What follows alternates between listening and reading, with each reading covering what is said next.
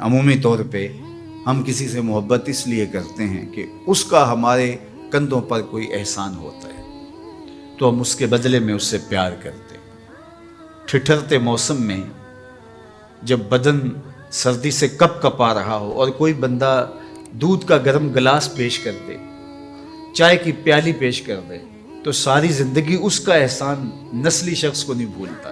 تو کسی کا احسان جو آپ کے کندھوں پر ہو، آپ اس کے احسان کے بوجھ تلے دبے رہتے ہیں۔ یار اگر کسی سے اس لیے پیار کیا جاتا ہے کہ اس کا آپ کے ذمے کوئی احسان ہے، تو مجھے بتاؤ کائنات میں اتنے احسان کسی کے ہو سکتے ہیں جتنے آمنہ کے لال کے احسانات ہیں؟ ہم حضور کے احسانات کے بوجھ تلے دبے ہوئے ہیں۔ میں یہ بات اکثر کہا کرتا ہوں کہ ہمارے بدن پہ اتنے بال نہیں ہیں جتنے رسول اللہ کے احسانات ہیں۔ ہم اپنے وجود میں بھی ان کے مرہون منت ہیں۔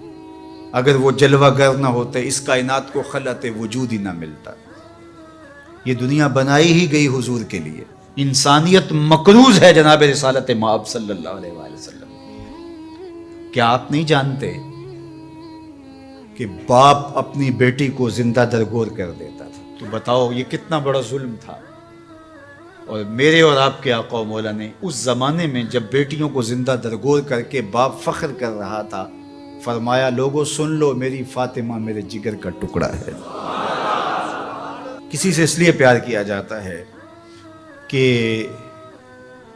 وہ صاحب کمال ہے۔ مشاہیر سے لوگ اس لیے پیار کرتے ہیں، بڑے بڑے سائنسدانوں سے، بڑے بڑے ہیروز سے، قائدین سے، اہل علم سے لوگ اس لیے پیار کرتے ہیں کہ وہ صاحب کمال ہیں۔ تو کوئی لاؤ نا ایسا صاحب کمال جس نے انگلی کا اشارہ کیا ہو چاند ٹکڑے ہو کے قدموں میں آیا۔ کوئی لاؤ نا ایسا صاحب کمال جس کے ہاتھ اٹھے ہوں سورج پلٹ کے عصر کے وقت پہ آیا ہو۔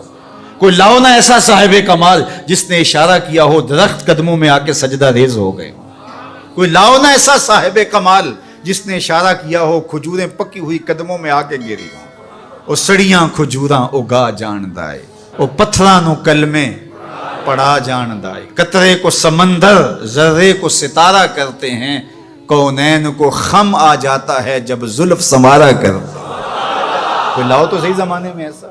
اچھا کسی سے پیار اس لیے بھی کیا جاتا ہے کہ مستقبل میں اس کی کوئی ضرورت پیش آنی ہوتی ہے تو بندہ تعلق رکھتا ہے۔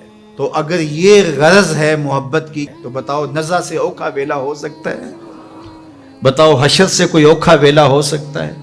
اس اوکھے ویلے نہ باپ کام آئے گا، نہ ماں کام آئے گی، نہ بہن کام آئے گی، نہ بھائی کام آئے گا، نہ بیوی، نہ دوست، نہ اولاد، نہ مال، کچھ بھی کام نہیں آئے گا۔ اگر وہاں کام آئے گا تو آمنہ کا لال ہی کام آئے گا۔ تو پھر آؤ نہ ان سے محبت کا رشتہ جوڑتے ہیں۔ کسی سے اس لیے پیار کیا جاتا ہے کہ وہ سونا بہت ہے۔ اچھا یہی معیار ہے اگر کسی سے محبت کا، اور یہی سب سے بڑا داعیہ ہے محبت کا، تو آؤ پھر اس سے پیار کریں۔ مکھ چند بدر شاہ شانی ہے، متھے چمک دی لاٹ نورانی، کالی زلف تے اکھ مستانی ہے، مخمور رکھی ہن مد بھریاں، سبحان اللہ ما اجمل کا ما احسن کا ما اکمل کا، کتے مہر علی کتے تیری، اللہ اکبر۔ آؤ پھر ان سے پیار کیجیے۔ اور محبت کا ایک تقاضا یہ بھی بیان کیا گیا، حب کا شیء اکثر ذکر ہو، بندہ جس سے محبت کرتا ہے کثرت سے اس کا ذکر کرتا ہے، کوئی بہانہ تلاش کر لیتا ہے، کوئی راہ تلاش کر لیتا ہے، کوئی سلیقہ کوئی طریقہ ڈھونڈ لیتا ہے ذکر کا۔ جو کسے دا عاشق ہوئے گل اسے دی کردہ، میاں صاحب کا لہجہ دیکھیے، جو کسے دا عاشق ہوئے گل اسے دی، سو مکر بہانے کر کے مرنے ہو دے مردہ۔ تو جس سے محبت ہوتی ہے تو بندہ پھر اسی کی بات چھیڑتا ہے، اسی کا تذکرہ چھیڑتا ہے۔ کثرت ذکر قرار جاں کا سبب اور ذریعہ ہے، اور تسکین کا سبب اور ذریعہ ہے۔ محبت کا ایک تقاضا محبوب کی اطاعت اور فرما برداری ہے۔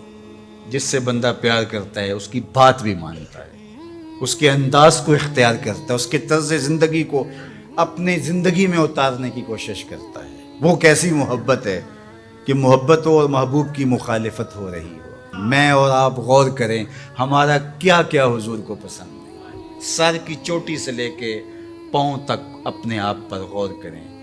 اپنی شادی بیاہ سے لے کے عقیقے ولیمے تک اپنے انداز زندگی پہ غور کریں. اپنے بچپن سے لے کے بڑھاپے تک اپنی زندگی پہ غور کریں. اپنے کاروبار سے لے کر کے طرز معاشرت پر غور کریں.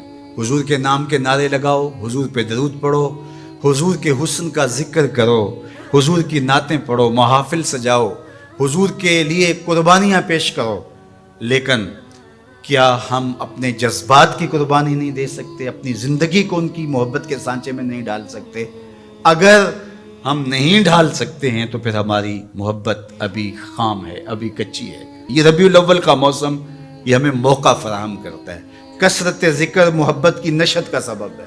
حضور کے جمال کا تذکرہ حضور کی محبت کی نشت اور نہضت کا ذریعہ ہے. حضور کے فضائل و مناقب کی باتیں سننا حضور سے پیار کو بڑھانے کا ذریعہ ہے. اور پیار جب پیدا ہوتا ہے تو پھر اس کا لازمی نتیجہ عمل اور عملی زندگی بھی ہے.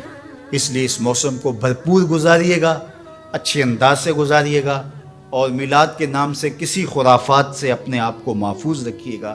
یہ دھوم دھڑکے، یہ ڈھول باجے اور یہ رسے باندھ کر کے راستوں کو بلاک کر کے لوگوں کو اذیت پہنچانا، یہ میرے نبی کا طریقہ نہیں ہے. خوبصورت انداز سے گھروں میں درودوں کی محافل سجائیے گا. اپنے بچوں کو بٹھا کے سونے محمد پہ درود پڑھیے گا.